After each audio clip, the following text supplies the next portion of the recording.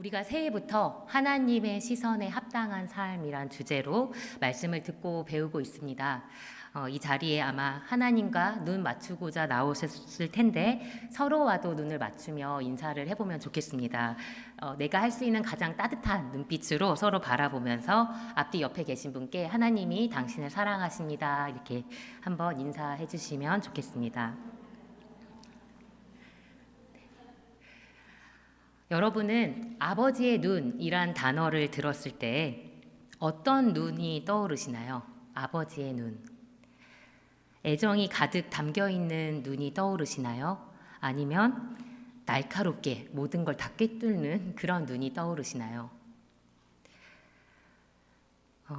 에이든 토저 목사님은 하나님에 대해 생각할 때 마음에 떠오르는 것, 그것이 우리에게 가장 중요하다라고 말하는데요. 우리가 하나님을 생각할 때 이렇게 팔짱 끼고 어디 잘하나 못하나 한번 보자 하는 어떤 교장 선생님 혹은 권위적인 법관의 이미지가 떠오른다면 아마 날마다 실수할까봐 두렵고 또 빈번하게 죄책감을 느끼며 살게 될 겁니다. 반대로 하나님을 그저 인자하고 너그러운 할아버지처럼 여긴다면 필요할 때만 찾고 평소에는 저 멀리 가 계시라고 할지도 모르겠습니다. 우리가 하나님을 생각할 때 떠오르는 것이 중요한 이유는 하나님에 대한 우리의 생각이 우리가 하나님과 맺는 관계에 영향을 미치기 때문입니다. 저는 중고등학교 때 유난히 제 주변에 친구들 중에 목사님 딸들이 많았습니다. 이름부터 달랐어요. 찬송이, 찬양이, 평화, 은혜, 사랑이. 질풍노도의 시기를 믿음으로 함께 버텨낸 친구들인데 그중 한 친구가 저에게 하나님에 대해서 진지하게 이렇게 말을 한 적이 있습니다. 선아, 하나님은 선교하느라 너무 바빠서 내 자질구레 한 것까지는 신경 못 쓰셔. 일찍 철들어버린 큰딸 같은 느낌이에요. 나한테까지 관심 갖기에 하나님이 너무 바쁜 분이라고 그렇게 받아들이고 있으면 하나님을 의지하고 싶어도 혹시 귀찮게 하는 거 아닐까?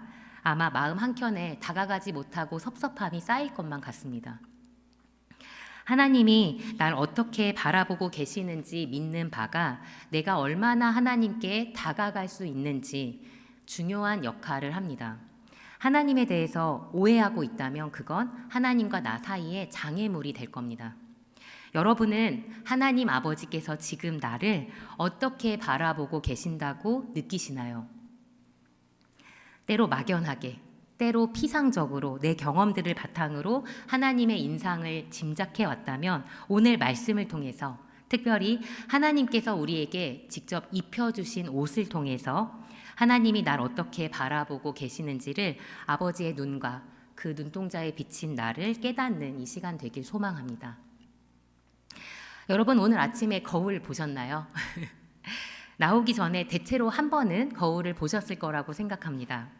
저는 아침에 일어나면 모닝 루틴이 있는데 화장실에 가서 몸무게를 한번 보고 또 거울도 봅니다. 여러분, 혹시 옷을 다 벗고 맨몸으로 거울 앞에 섰을 때요, 그때 어떤 마음 드세요? 아, 역시 아름다워서 감탄하시는 분도 혹시 계실까요? 저는 늘 한결같이 옷이 있어서 정말 감사하다. 오늘 아침에도 옷을 주신 하나님께 감사했습니다. 그런데 우리가 처음 창조되었을 때에는 옷이 없었습니다. 맨몸으로 그냥 벌거벗은 채로 다녀도 부끄럽지 않았습니다. 창세기 1장 창조 기사를 보면 1장 27절 함께 보겠습니다. 같이 읽습니다. 하나님이 자기 형상 곧 하나님의 형상대로 사람을 창조하시되 남자와 여자를 창조하시고, 이어서 31절도 읽겠습니다. 하나님이 지으신 그 모든 것을 보시니 보시기에 심히 좋았더라. 저녁이 되고 아침이 되니 이는 여섯째 날이니라.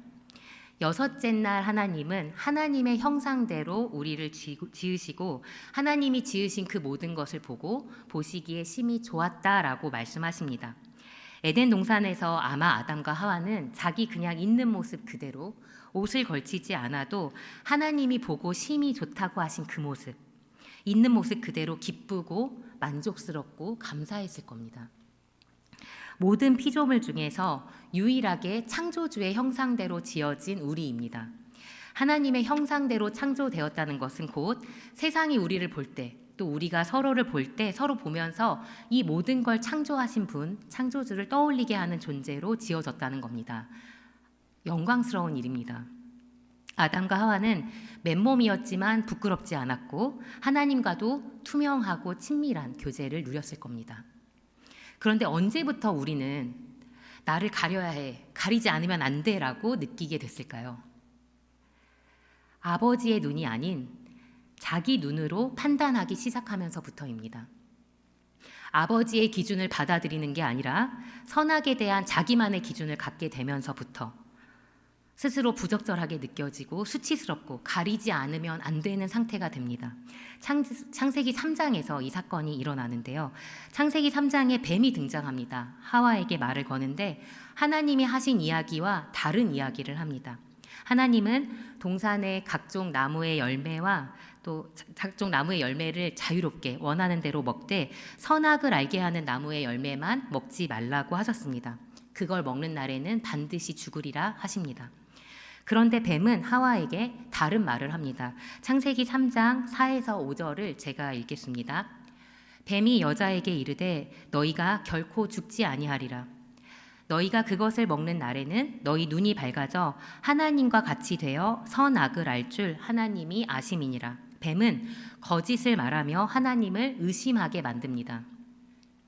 창세기 3장에 갑자기 등장하는 이 뱀이 누군지는 성경의 뒤에서 설명이 됩니다. 요한계시록 12장 9절을 함께 읽겠습니다. 큰 용이 내쫓기니 옛 뱀 곧 마귀라고도 하고 사탄이라고도 하며 온 천하를 꿰는 자라. 마귀, 데블이라는 단어는 헬라어 디아볼로스에서 나왔습니다. 슬라이드 보여주셔요. 이 단어는 divide, 나누다라고도 번역이 됩니다. 마귀의 이름은 마귀가 주로 하는 일이 뭔지를 알려줍니다. 마귀는 우리를 하나님에게서 나눠지게 하고 또 우리를 서로에게서 분열되게 만듭니다. 그것이 그의 주된 목표입니다. 뱀이 그럴듯한 말로 하나님에게서 우리를 떨어뜨리려고 할 때 그때 하와가 만약 아니야, 나는 너의 말보다 하나님의 말을 훨씬 신뢰해. 나는 너보다 그분을 믿어 라고 이렇게 큰 소리로 외쳤다면 얼마나 좋았을까요? 그러나 아담과 하와는 하나님 대신 뱀의 말을 믿고 선악을 알게 하는 나무의 열매를 먹습니다. 그 후 선과 악의 차이를 자기 방식과 자기 기준대로 찾게 됩니다. 이전에는 선과 악을 구별함에 있어서 창조주 아버지 하나님께 온전히 의지했을 겁니다. 근데 이제는 자기 기준대로 모든 걸 판단하게 됩니다. 자기 생각과 판단이 하나님보다 앞서게 된 겁니다. 자기 스스로를 볼 때에도 벌거벗은 그 맨몸이 수치스럽고 죄로 인해서 이제 하나님의 영광이 사라진 빈 껍데기 같은 자신을 어서 가려야 했고 부랴부랴 무화과 나뭇잎으로 치마를 엮어서 걸칩니다. 근데 이렇게 부적절한 내 모습을 가리는 행동은 좀 익숙하지 않으신가요? 이상하게 나온 사진들 다 지우고 포토 앱으로 피부 톤을 최대한 화사하게 밝게 고치기도 하고 눈도 키우고 또 어떤 옷을 입을지 또 어떤 차를 끌고 다닐지 다른 사람이 날 어떻게 볼지 신경 쓰고 불안해하고 창세기 3장부터 시작된 우리의 본성입니다. 우리가 아버지의 눈을 떠올렸을 때 하나님이 당신을 사랑하십니다 수백 번 수천 번을 들었어도 막상 애정이 가득 담긴 눈을 떠오르지 못하는 이유 중 하나는 내가 나를 볼 때 괜찮지 않아서가 아닐까요? 내 기준으로 볼 때 내 모습이 별로 탐탁치가 않고 그다지 사랑스럽지 않은 겁니다.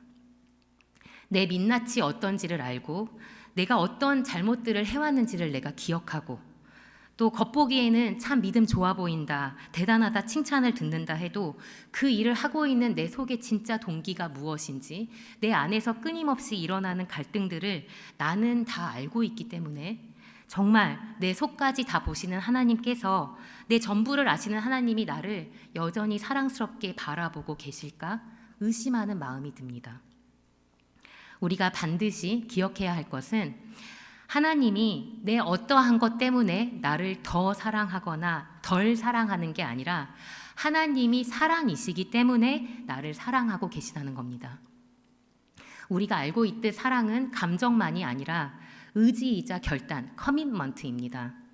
내가 어떤 일을 잘했을 때에만 나를 사랑하시는 게 아니라 내가 잘 못했을 때에도, 실수하고 넘어졌을 때에도 여전히 나를 사랑하고 계십니다. 말씀을 통해서 하나님이 보여주신 사랑, 예수 그리스도를 통해 확증하신 사랑을 우리가 다시 반박할 수 없게 구체적으로 살펴보고자 합니다. 다시 창세기 3장으로 돌아가서 아담과 하와는 하나님이 하지 말라고 명하신 그 한 가지를 했기 때문에 이제 하나님께서는 이들을 벌하고 쫓아낼 권리가 있으십니다. 아담과 하와는 두려워서 나무 사이에 숨었습니다. 우리가 실패했을 때 우리를 속이는 자, 아까 나누는 자, 분열시키는 자, 마귀는 속삭입니다. 너 이제 끝이야. 더 이상 아무도 너를 사랑하지 않아. 너도 알잖아. 어서 빨리 숨어. 더 꼭꼭 숨어 라고 얘기합니다. 그런데 하나님의 목소리는 우리를 숨어있는 곳에서 불러내십니다. 9절을 보면 아담아 네가 어디 있느냐. 하나님과의 약속을 지키지 않았고 하나님의 계획을 망쳐버렸음에도 하나님이 먼저 찾아오셔서 우리를 불러내십니다. 사랑입니다. 이어서 창세기 3장 15절에서 하나님이 뱀에게 내리신 저주는 우리에게는 오히려 놀라운 약속이 됩니다. 창세기 3장 15절을 같이 읽겠습니다. 내가 너로 여자와 원수가 되게 하고 내 후손도 여자의 후손과 원수가 되게 하리니 여자의 후손은 내 머리를 상하게 할 것이요 너는 그의 발꿈치를 상하게 할 것이니라 하시고. 여러분, 온 인류 중에 유일한 여자의 후손 누구시죠? 남자와 무관하게 여자가 낳은 후손은 동정녀 마리아를 통해서 태어나신 예수 그리스도뿐입니다. 여자의 후손이 뱀의 머리를 상하게 한다는 것은 예수님께서 마귀의 머리를 부수고 승리하실 것을 나타냅니다. 아담과 하와는 이제 에덴 동산에서 쫓겨나지만 동산을 나가기 전 하나님은 이 두 사람에게 특별한 선물, 새 옷을 만들어서 입히십니다. 무화과 나뭇잎으로 만든 치마는 곧 마르고 바람에 날리고 곧 찢어질 것이기에 하나님은 이 두 사람에게 더 단단하고 오래 입을 수 있는 가죽 옷을 직접 만들어서 입히십니다. 창세기 3장 21절 오늘 본문이기도 한데 함께 읽겠습니다. 네, 제가 읽겠습니다. 여호와 하나님이 아담과 그의 아내를 위하여 가죽 옷을 지어 입히시니라. 여기서 우리는 아담과 하와를 여전히 사랑하고 계시는 아버지 하나님을 볼 수 있습니다. 집을 떠나는 자녀가 너무 얇고 약한 옷을 입고 있는 걸 보고 그냥 보내지 못하고 두껍고 튼튼한 옷을 입히시는 아버지의 마음입니다. 우리가 병원에 가면 그 상대방이 의사인지 간호사인지 환자인지를 옷으로 구별합니다. 경찰도 그 유니폼, 남색 유니폼을 입고 있지 않으면 그가 시민인지 경찰인지 알 수가 없습니다. 옷은 그의 지위를 나타냅니다. 하나님께서 아담과 하와에게 가죽 옷을 입혀주신 것은 비록 너희 죄로 인해 에덴 동산을 떠나지만 그러나 여전히 너는 내 사랑하는 자녀다. 내가 반드시 너를 내 집으로 돌아오게 할 것이다 약속하시는 겁니다. 가죽 옷은 아담과 하와가 하나님의 자녀인 것을 나타냅니다. 가죽 옷은 여러분 동물을 죽여야만 만들 수 있습니다. 생명을 희생해서 그 가죽으로 옷을 만드신 것은 곧 예수님의 희생을 통해서 우리를 구원하시는, 우리가 어떻게 하나님의 자녀로 회복될 것인지 그 큰 그림을 보여줍니다. 가죽 옷이 나뭇잎 옷보다는 튼튼하지만 가죽 옷도 오래 입으면 닳아집니다. 영원하지는 않습니다. 그런데 이제 우리에게는 영원히 닳아지지 않는 가죽옷, 영원한 가죽옷이 주어졌습니다. 바로 예수 그리스도의 옷입니다. 갈라디아서 3장 26, 27절 오늘 본문인데요. 같이 읽겠습니다. 너희가 다 믿음으로 말미암아 그리스도 예수 안에서 하나님의 아들이 되었으니 누구든지 그리스도와 합하기 위해서 세례를 받은 자는 그리스도로 옷 입었느니라. 하나님의 아들 예수 그리스도를 믿는 믿음, 예수님께서 날 위해 죽으시고 다시 사신 것을 믿는 믿음으로 우리는 그리스도의 옷을 입을 수 있습니다. 그리스도의 옷을 통해서 우리는 하나님의 자녀로서의 신분을 완전히 회복하게 됩니다. 그러면 이제 오늘의 핵심. 그리스도 예수 안에 있는 나를 하나님께서 어떻게 바라보고 계실까요? 이것을 선명하게 바라볼 수 있는 장면이 있습니다. 바로 예수님께서 세례를 받으시는 장면입니다. 마가복음 1장 9절부터 11절까지를 함께 읽겠습니다. 그때 예수께서 갈릴리 나사렛으로부터 와서 요단 강에서 요한에게 세례를 받으시고 곧 물에서 올라오실새 하늘이 갈라짐과 성령이 비둘기같이 자기에게 내려오심을 보시더니 하늘로부터 소리가 나기를 너는 내 사랑하는 아들이라 내가 너를 기뻐하노라 하시니라. 아멘.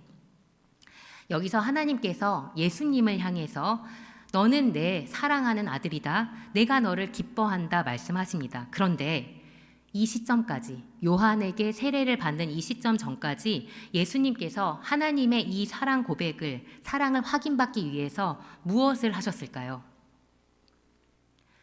예수님은 이 시점까지 딱히 하신 게 없습니다. 아들 예수님께서 아버지 하나님의 이 놀랍고 뜨거운 사랑 고백을 받기 위해서 따로 애쓰신 것이 없다는 말입니다.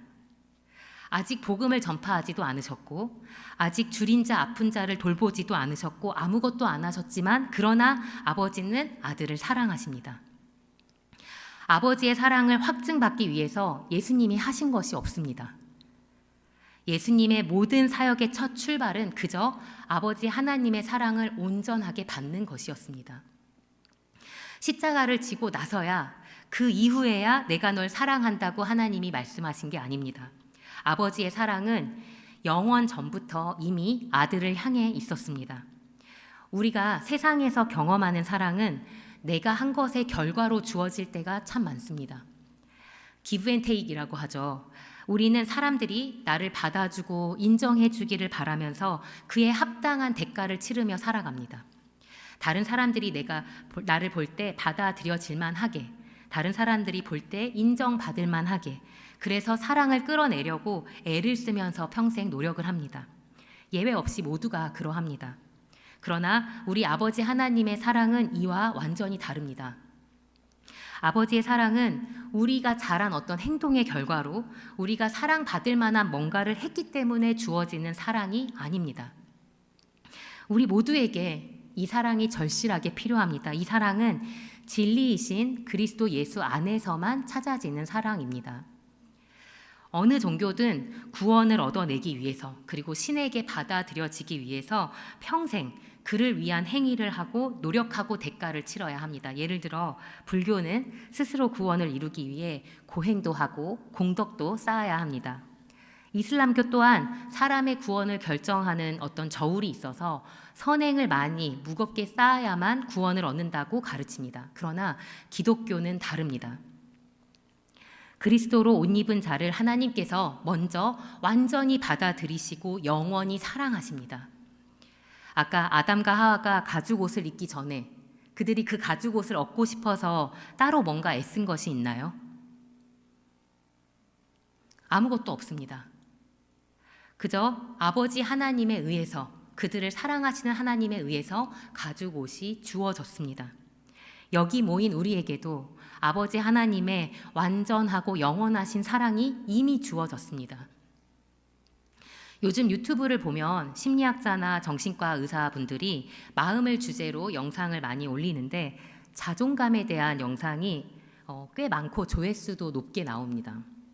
자존감은 자기 자신에 대한 가치감입니다. 내가 나를 얼마나 가치 있게 보느냐가 자존감인데 유튜브를 보면 관계 문제도 낮은 자존감 때문이고 중독, 폭력, 학습까지 다 낮은 자존감 때문이라고 마치 모든 게 낮은 자존감 때문인 것처럼 얘기하기도 합니다.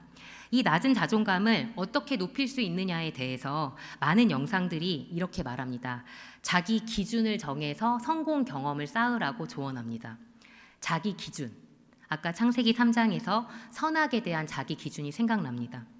자기 기준을 통해서 성공해서 자존감을 높이라는 조언은 내가 해낸 일만큼이라는 뜻입니다. 내가 얼마나 성취하느냐가 곧 내 자존감의 근거가 되는 건데 우리가 뭘 잘할 땐 자존감이 풍선처럼 이렇게 부풀었다가 뭘 못할 땐 쭈글쭈글 바람 빠진 풍선처럼 될 겁니다. 소위 인류대학에 가서 가끔 극단적인 선택을 하는 친구들이 있습니다. 학생들이 있습니다. 고등학교 때까지는 나는 탑이었고 스타였고 그 안에서 내 성취가 곧 반짝이는 나였는데 이제 더 이상 새로운 그룹에서 반짝이는 성취, 탁월한 성취를 해낼 수 없을 때, 그래서 내 가치를 증명할 수 없을 때 자기 가치를 못 느끼고 공허하게 되는 겁니다. 자존감을 높이는 또 다른 방법으로 자주 등장하는 그 영상에서 등장하는 팁 중에 두 번째는 타인의 기준을 벗어나라는 겁니다. 남이 뭐라고 하든지 간에 중요한 건 네가 세운 기준이니까 다른 사람이 날 어떻게 생각하든 그냥 무시하고 흔들림 없는 나의 기준을 세우라고 조언합니다. 그런데 여러분, 나에게 진짜 중요한 누군가가 나에 대해 피드백을 했을 때 여러분은 그걸 쉽게 무시할 수 있으신가요? 우리는 나에게 의미 있는 사람들이 나에 대해서 무엇라고 하는지 신경 쓰지 않을 수가 없습니다. 예를 들어 부모님의 기준을 채우지 못하는 자녀들은 늘 자기 모습을 보면서 괴로워하고 부적절감을 느낍니다. 아무리 거울을 혼자 보면서 아니야, 난 괜찮아, 그 정도 했으면 된 거야, 다른 사람이 뭐라 하든 상관 안 해, 난 소중해 라고 무한 반복한다고 해서 정말 내가 나를 가치 있게 여길 수 있을까요? 오히려 마음 한켠이 더 쓸쓸하고 공허해질지도 모릅니다. 우리는 내가 가치 있는 존재라고 누군가에게 받아들여질 때 그때 나의 가치를 비로소 느낍니다. 혼자 세뇌시키는 것만으로는 안 됩니다. 다른 사람의 피드백을 통해서 내가 누구인지를 알아가고 특별히 나에게 의미 있고 중요한 존재의 피드백이 내 안에 큰 영향을 미칩니다. 그래서 그렇기 때문에 우리의 참 부모이신 하늘 아버지께서 나를 어떻게 바라보시느냐가 절대적으로 우리에게 중요합니다. 말씀을 통해 내가 하나님께 어떤 존재인지를 거울처럼 볼 수 있다면 우리는 내 행위를 따라서 풍선처럼 올라갔다 내려가는 불안정한 자존감이 아니라 설사 내가 내 속의 약함과 죄성을 보게 되더라도 흔들리지 않는 하나님 자녀로서의 온전한 가치감을 갖게 됩니다. 왜냐하면 우리 하늘 아버지는 내가 이미 연약하고 죄인일 때부터 나를 온전하게 사랑하셨기 때문입니다. 로마서 5장 6에서 8절까지를 함께 읽겠습니다. 우리가 아직 연약한 때에 기약대로 그리스도께서 경건하지 않은 자를 위하여 죽으셨도다. 의인을 위하여 죽는 자가 쉽지 않고 선인을 위하여 용감히 죽는 자가 혹 있거니와 우리가 아직 죄인 되었을 때에 그리스도께서 우리를 위하여 죽으심으로 하나님께서 우리에 대한 자기의 사랑을 확증하셨느니라. 아멘. 내가 아직 연약할 때, 내가 아직 죄인 되었을 때 그렇게 사랑스럽지도 않고 사랑받을 만하지도 않았을 그때에 그리스도께서 우리를 위해서 죽으셨습니다. 이를 통해 하나님이 우리를 얼마나 사랑하시는지를 확증하셨습니다. 예수님이 내가 받아야 할 정죄와 심판을 친히 직접 담당하셨기 때문에 그 예수님의 십자가를 듣고 믿은 우리는 그가 누구든 무엇을 했든 조건 없이 그리스도의 옷을 입혀주십니다.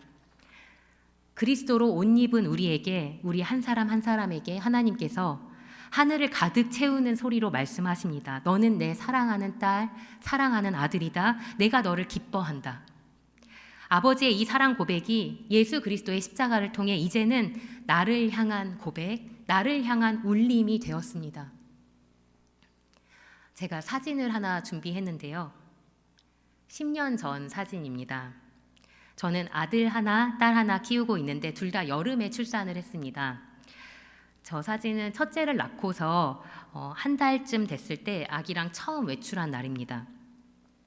당시 저는 제 안에서 이 작은 존재를 향해 생겨나는 저의 마음들이 너무 신기했습니다.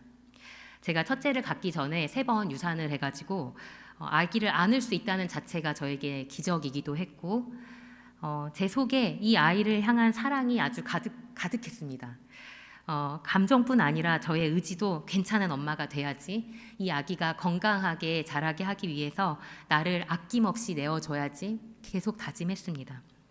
심지어 제 몸까지도 아이를 너무 사랑해서 제가 남편한테 아이를 잠깐 맡기고 이제 화장실에 가서 샤워를 하는데 밖에서 아기가 엄마 없다고 울어요. 근데 그 울음소리를 제 몸이 듣고 갑자기 모유가 물총처럼 나오는 겁니다. 제 몸의 반응이 너무 충격적이어서 아직도 생생합니다. 제 몸과 마음과 의지를 다해서 아기를 위하게 되고 희생하는 게 아깝지가 않았습니다. 누군가 이만큼 사랑할 수 있다는 게 놀라웠습니다. 그런데 돌아보면 이 아기가 저에게 사랑을 받기 위해서 딱히 한 게 없습니다. 당시에 엄마라고 부르지도 못하고 눈도 잘 못 마주치고 오히려 새벽에 자꾸 깨가지고 극심한 피로를 주고 젖을 제대로 빨지 못해서 상처를 입히고 그럼에도 불구하고 저는 이 아기가 얼마나 소중한지 그저 함께 살아 있을 수 있음에 감사했습니다. 아기가 엄마의 사랑을 받아내려고 아둥바둥하지 않아도 그 존재만으로 우리는 아기를 사랑했습니다. 사람도 자녀를 이런 사랑으로 품는데 하물며 우리 아버지 하나님의 사랑은 더 높고 더 깊고 더 크고 더 넓습니다. 아버지의 눈이 그 사랑으로 우리를 지금도 바라보고 계십니다. 그러니 우리가 사랑을 얻어내려고 내가 사랑받을 만하다고 보여주기 위해 애쓰지 않으셔도 됩니다. 다만 우리의 애씀은 내가 사랑받을 만하다고 가치를 증명하기 위함이 아니라 자격 없는 자에게 이미 주신 사랑이 너무 커서 뭐 작은 거라도 아버지를 위해서 나를 드리는 그 중심으로 나아가는 겁니다. 우리는 약하고 불완전합니다. 어린 아기처럼 무익한 종, 쓸모없는 종이 될 때가 정말 많습니다. 그럼에도 불구하고 우리 존재는 하나님께 이미 완전한 사랑의 대상, 기쁨의 대상입니다. 여러분은 가치 있고 소중합니다.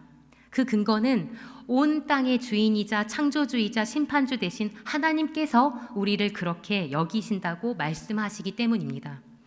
이 말씀이 우리의 거울입니다. 우리가 이룬 어떤 일들 때문에 내가 가치 있고 소중해지는 게 아니고 예수님께서 우리를 위해 이루신 일, 그 십자가의 죽음과 부활 때문에 그 안에 있는 우리를 예수님께서, 하나님께서, 아버지께서 세상 그 어떤 보석보다 더 가치 있고 소중하게 여기십니다. 내 속가지를 전부 다 아심에도 여전히 너는 내 사랑하는 딸, 내 사랑하는 아들이다. 내가 너를 기뻐한다 말씀하시는 그 아버지의 목소리를 듣고 계신가요? 내가 너를 사랑한다. 내가 너를 기뻐한다. 사랑이 가득 담긴 그 목소리가 우리 심장에 오늘도 내일도 영원히 울려 퍼지기를 소망합니다. 이 시간 우리에게 보여주신 이 사랑에 온 마음으로 화답하는 그 중심으로 그 사랑 함께 찬양하고 이어서 기도하시겠습니다.